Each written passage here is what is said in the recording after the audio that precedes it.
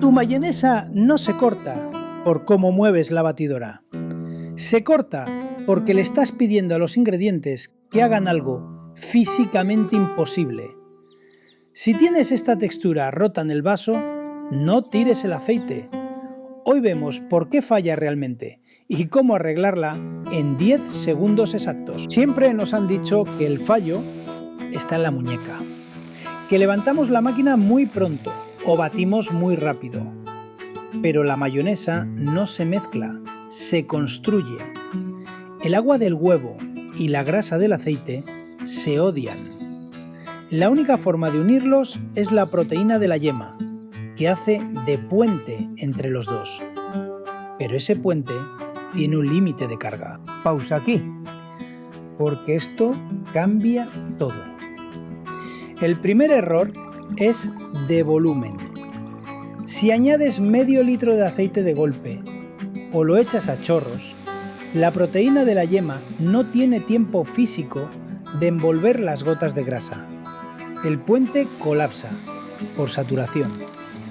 Por eso el aceite tiene que caer en un hilo finísimo y constante. Le das tiempo a la yema para que absorba y estabilice al ritmo de la cuchilla. Pero digamos que echas el aceite perfecto, en hilo, y se corta igual. No falla ahí, falla antes. Sacas el huevo de la nevera a 4 grados y le echas aceite a 20. Ese choque térmico es un misil a la emulsión. El frío paraliza las proteínas del huevo, las contrae y se niegan a atrapar la grasa.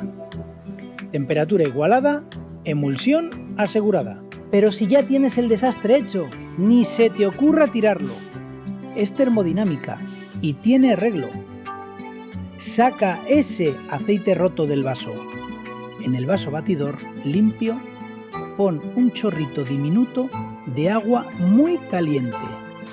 Mete la batidora y ahora, con la máquina al mínimo, empieza a añadir tu mayonesa cortada en un hilo finísimo, poco a poco.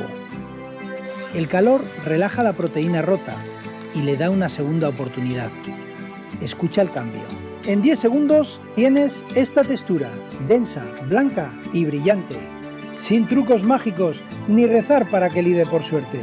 Solo dándole a la emulsión el tiempo y la temperatura que necesita. Con la base salvada ya puedes hacer la ensaladilla de bar que tienes en este vídeo de aquí arriba. La cocina no se improvisa y cuando la entiendes tampoco necesitas.